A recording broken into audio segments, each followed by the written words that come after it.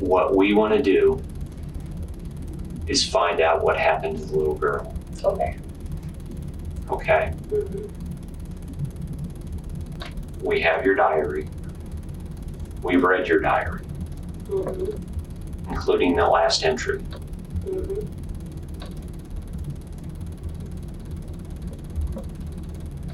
Even if you write something down, Yeah. it doesn't matter. Let's say you write it down in pencil, and then you take a pen and try real hard to scratch it out. Mm-hmm. That doesn't make it go away. Alyssa knows exactly what's hidden behind the scratches. If you hold it up to a light, you can see what was written. And then when that's processed forensically, every word, every stroke is still there.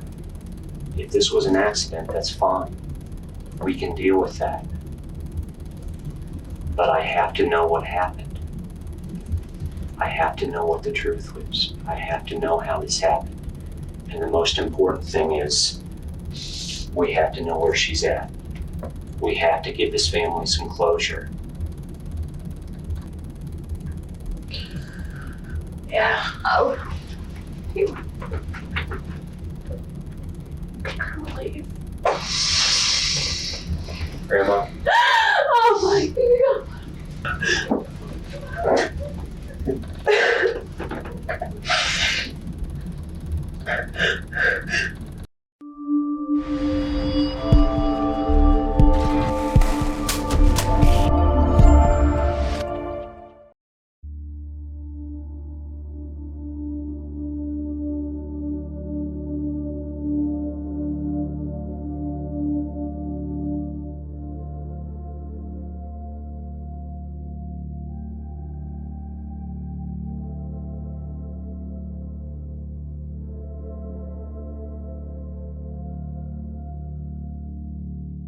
It's autumn 2009, the week before Halloween, so we know the days are short and the nights are long, and it's of course spooky season. When dusk hits, there is an unsettling air that drives people inside behind locked doors, as it is dark by 6:30 p.m. It's a Thursday. It's pouring rain and the terrain is difficult to navigate. Quote, ridges, valleys, and brambles. Suffice it to say, this is not a place anyone would voluntarily aim to be. There are desolate shouts, the barking of dogs, and the warbling roar of propellers. There is a panicked mother of 5, fielding phone calls and leading a local manhunt of hundreds on foot and 70 on horseback in sheer desperation. The clock is ticking, and she knows the longer it takes to gain any leads, the more unlikely it is for her to find what she's searching for. The date is October 22nd, 2009. The Missouri State Highway Patrol are focusing their search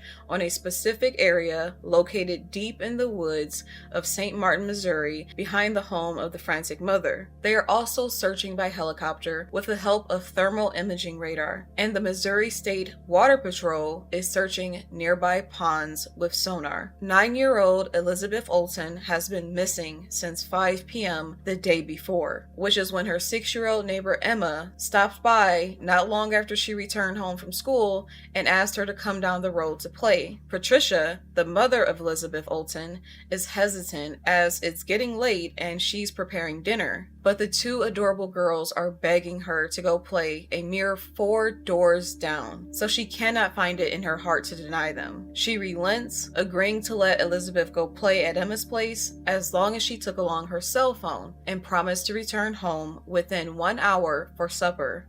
And I was getting ready to cook dinner when There's a knock at the door. It's a 6-year-old girl who lives across the woods. she had asked if Elizabeth could go play. And originally I told her no because I was getting ready to make dinner. And both girls hopping up and down, begging, wanting to go play. It's like, okay, you can go for an hour. But she had to be home by 6. These are the very strict stipulations doled out by a caring mother under the impression that she was exercising caution. Little Elizabeth agrees to return home by 6 p.m. and is off, running side by side along Emma to have a bit of fun. Little does anyone in this trio realize this is the last time Patricia would ever see her daughter Elizabeth again. 6 p.m. rolls around on the evening of October 21st, and Patricia is concerned that Elizabeth hasn't returned home, as the sun has set and the little girl was known for being petrified of the dark. Being a dutiful mother, she immediately begins calling her daughter's cell phone, but to no avail. When Elizabeth cannot be reached, Patricia's next move is to call the home of the neighbors she had visited 4 doors down. Except she receives a hair-raising message when the family answers. They swiftly inform her that Elizabeth never visited the home that night. This, of course, sends Patricia into panic mode, and without a moment's hesitation, she dials up the police and reports her daughter missing. The police arrive within 15 minutes time, and straight away a search party is assembled to search for the missing girl. Soon the police would reach out to the carrier of Elizabeth's phone service to have them conduct an emergency ping test, which would send out a signal from the phone to the nearest cell tower, thereby estimating where the phone was located. Strangely, the results generated would point to some place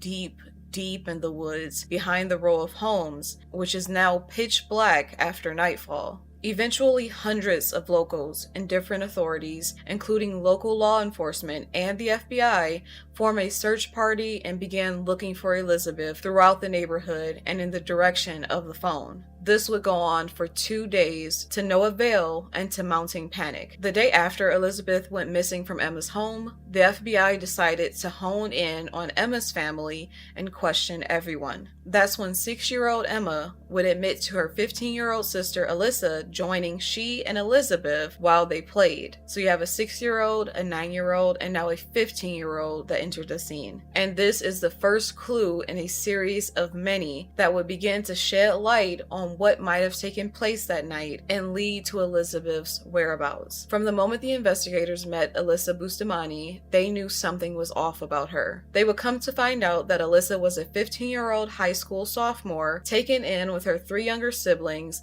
by her grandmother after her parents were imprisoned. Yes, both of her parents were imprisoned, which doesn't bode well for the children whatsoever. Her mother was jailed due to drug and substance abuse, and her father was jailed due to multiple counts of felony assault. As a result of this, she and her siblings were taken in by her grandparents and moved to Missouri from California. Following the troubled breakup of their home and the loss of their parents, Alyssa struggled immensely. She talked often of her rebellious nature and her inclination towards self-harm and the enjoyment she got from cutting herself, and often spoke of her morbid fascination with killing people. So much so that she put killing people and cutting in her bio as 2 of her favorite hobbies on social media. I cannot even begin to imagine a sentiment like that being allowed to remain up on any of the social media platforms today. Things have certainly changed a great deal. Alyssa was also known for making similar strange comments to her friends, particularly about her fascination with harming herself and others, and also embodied a dark online persona where she liked to post selfies featuring shocking zombie makeup and making obscene gestures, such as holding a fake gun to her head or miming stabbing a friend in the stomach with a knife. It didn't take long for the authorities to pick up on the many red flags Alyssa was putting down. In fact, she raised their suspicions so much that they obtained a search warrant and combed the grandmother's house, only to find many troubling indicators. First, they found disturbing drawings and writings in Alyssa's room, as well as her social media account, which featured her dark alter ego. On Alyssa's walls, amongst grim poems and letters from her incarcerated father,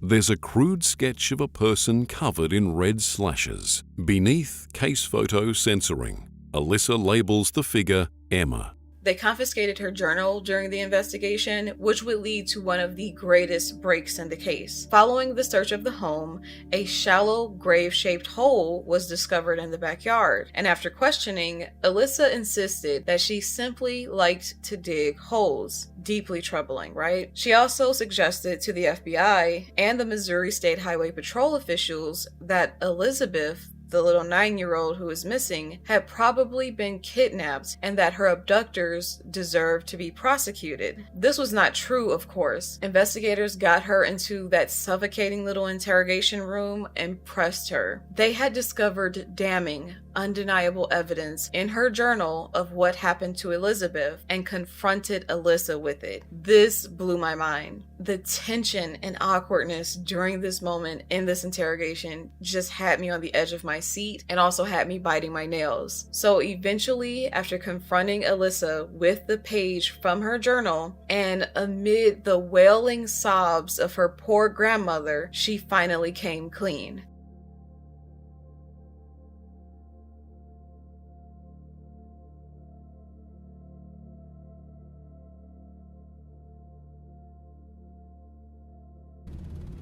We have your diary. We've read your diary, including the last entry.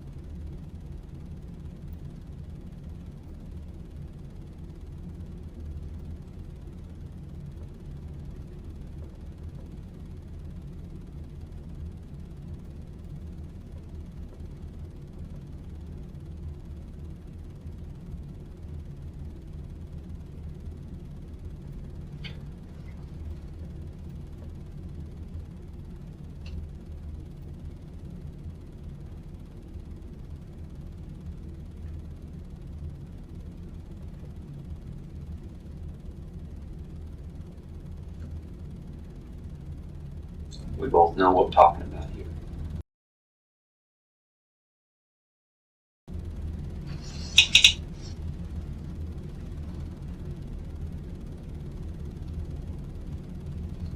Why don't we start with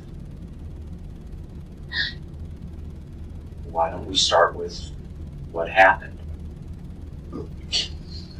We were just mentioning around.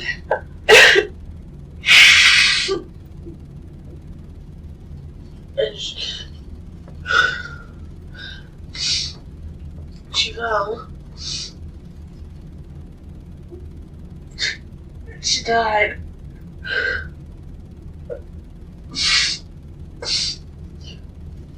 And I didn't know what to do.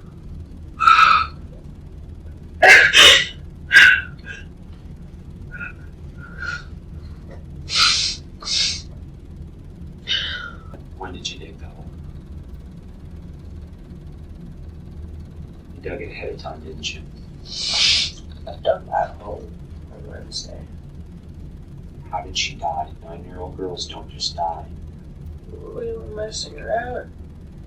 And she fell back and hit her head. Was her throat cut? Yeah. Oh.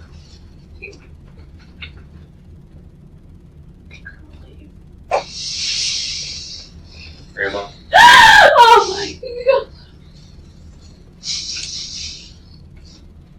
Weeping, she at last confessed that she had enlisted her 6-year-old little sister Emma to go and gather Elizabeth to carry out this horrendous scheme. When Elizabeth arrived, ready to play with Emma like any other occasion, Alyssa abused her trust by luring her over 15 minutes into the woods for a surprise, which would all turn out to be a diabolical ruse. 15-year-old Alyssa would take 9-year-old Elizabeth by the hand, leading her deeper and deeper into the remote wilderness of St. Martin's, Missouri as night fell, before savagely attacking her, strangling her, brutally stabbing her in the chest 8 times, slitting her throat, and finally dumping her body in the shallow grave she had dug for her at least 5 days prior. This crime was so harrowing in scope and premeditation, it's just unfathomable that a 15-year-old did this.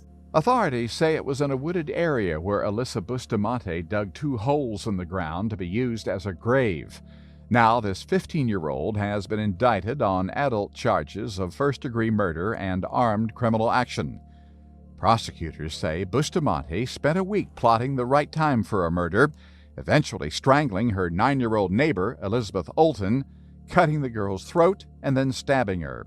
My only question that was never answered throughout all of my research was, why Elizabeth Olten? Was there some reason in particular she was targeted? Was she the easiest mark? Had she done something to upset Alyssa in the past? I get that this was a senseless thrill kill, and she said she just wanted to know how it would feel to take a life, but I still can't help but wonder why she chose Elizabeth to die so ruthlessly. There is something particularly sinister about this case, because it involves violence perpetrated by a teen girl against an even younger girl. This is just not a story you hear about your average females, let alone females in this age range. Despite being described as a normal girl who was sweet and lovable, who got good grades and had plenty of friends and wrote poetry, there was still something deeply disturbing about Alyssa that she allowed to come to the forefront online across various social media accounts. She is quoted as having said, "Bad decisions make great stories," almost as if she'd been plotting such a heinous, unthinkable act as a story arc in her life for far longer than anyone is comfortable speculating. It's also reported that she posted a video to YouTube encouraging her 2 younger brothers to touch an electric fence after she had done it, which is yet another indication of how little she valued human life, including her own. In 2007, overcome with her mental and emotional struggles, Alyssa had attempted to unalive herself, which got her placed on psych meds following a 10-day stay in a psychiatric treatment facility. She reportedly swallowed an overdose of Tylenol and other substances, according to her friend at the time, Jennifer Meyer, and then she passed out. She was discovered by her grandmother, who rushed her to the hospital where she reportedly had to have her stomach pumped. Following the incident, it's reported that she missed school for a few months, so it is beyond clear that the incident that took place in October 2009 did not happen in a vacuum. Alyssa had been struggling for a very long time, and this was a mystery to no one. Elizabeth Olten was a sweet, shy 9-year-old girl and the youngest of 5 siblings. She liked cats, dressing up, and baking cookies. She also enjoyed watching Hannah Montana and listening to Taylor Swift's music, as any girl her age ought to. She had her entire life ahead of her, a loving family, and much, much potential. I'm afraid that she will be forgotten, and we don't want that. We want to remember her. We want to remember the little girl with the smile that played, that was a happy, normal child, that was important to our world, that's gone, and we don't want her forgotten, and that's what matters to us. And this is paying tribute to her memory and who she was. She was a big part of our life, a big part of our world.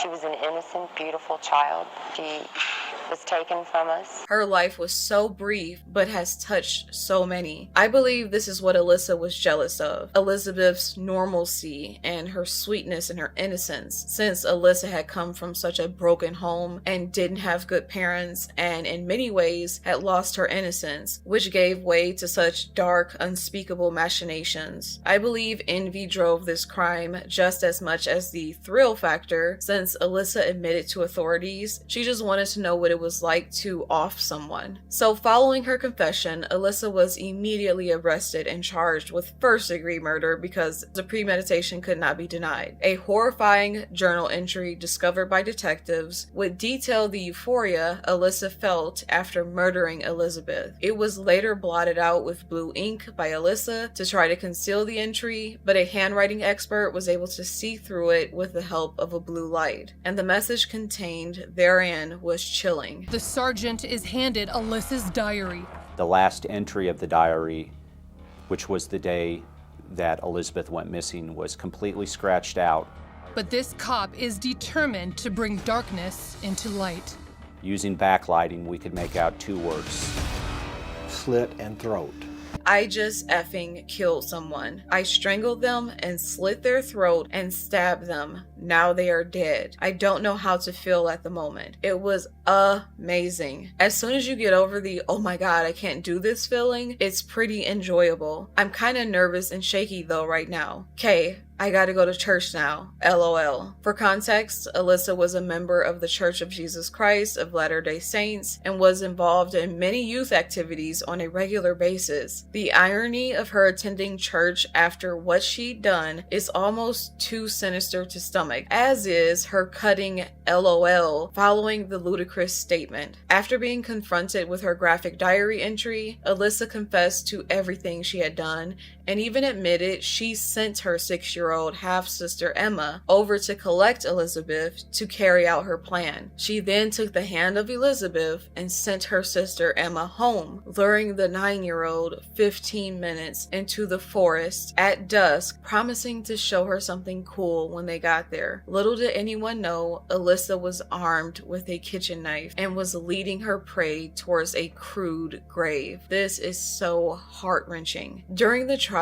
Elizabeth Olten's 13-year-old brother Anthony was a witness for the prosecution. In his testimony, he said he went out searching for his little sister after she didn't return home by 6 p.m. He only encountered Alyssa and her 6-year-old sister Emma. He would then report later seeing Alyssa walk her younger sister Emma up the hill leading from the woods, warning her, "Don't tell anyone," which must have been a bone-chilling memory for him to look back on after the truth surfaced and he now knew what they were discussing. Despite her troubled childhood being used as an excuse in her defense, the judge still ruled that Alyssa must be tried as an adult due to the heinous nature of her crimes. She would go on to be convicted of second-degree murder and was sentenced to life in prison with the possibility of parole. And I just cannot wrap my head around how and why they only charged her with second-degree murder and not first-degree when it was said that the grave was dug 5 days in advance. That is absurd. And I guess at the very least, Alyssa did make a statement of contrition, expressing remorse for her actions. She said, quote, "I know words can never be enough and they can never adequately describe how horribly I feel for all of this. If I could give my life to get her back, I would. I'm sorry." Patricia, Elizabeth's mother, would state how much she despised Alyssa during the trial and insists that she was a monster. Quote, "So much has been lost at the hands of this evil monster. Elizabeth was given a death sentence and we were given a life sentence. This poor woman, I cannot begin to comprehend her pain and rage, seeing the person who harmed her daughter sit by alive and well while she is unable to hold her child or speak to her again, knowing she could not comfort her during her final moments, knowing she was brutally assaulted by a demon in the dark and that her small innocent body was discarded in the dirt like trash. Patricia believed Alyssa's sentence to be too light, and she would later sue her in a wrongful death lawsuit, which would ultimately be settled, rewarding Patricia $5 million in compensation. Bottom line, Alyssa Bustamante was a deeply troubled soul who had cried out for help in countless ways over the years. She was struggling with a great deal of pain as a result of her parents' terrible choices and abandonment, among many battles with her mental health. She needed help. She needed monitoring, especially after her unaliving attempt. The medication she was prescribed following this incident is of great concern, which the defense indicated by bringing in Dr. Edwin John Stone to testify about the correlation he had observed between Prozac usage and juvenile females experiencing violent side effects. According to Psych Central, a 2016 review of over 70 trials found an increase in self-harm and aggression in children and adolescents taking SSRIs, but not in adults. Another 2016 review of over 5,000 publications found that the use of SSRIs in adults might increase the chance of self-harm or violence towards others. Somehow, Alyssa was able to slip through the cracks of the mental health system and her grandparents' care because in the months leading up to the murder, she had been writing in her diary about her distress and rage and her desire to unalive herself. She also wrote that she intended to burn down a house and kill all the occupants. On October 14th, 1 week before Elizabeth's slaying, she had written that she was unable to use her cell phone because the charger had died, which meant she couldn't talk to anyone about the depression and rage she was feeling. Quote, "If I don't talk about it, I bottle it up, and when I explode, someone's going to die." So, do you think Alyssa would have stopped after one kill, with her having the urge to kill so early on and admitting that she wanted to experience the power of seeing the life drained from another person's eyes as she murdered them, and also considering the elation she expressed after having done what she did? Did she bear all the markings of a serial killer in the making? Is she a psychopath? Or are you of the belief that the antidepressants she was prescribed had a detrimental effect on her psychological makeup, causing her to dive off the deep end and embrace her homicidal fantasies? Regardless, thank you so much for watching, and I'll be back in a couple of weeks with a new video.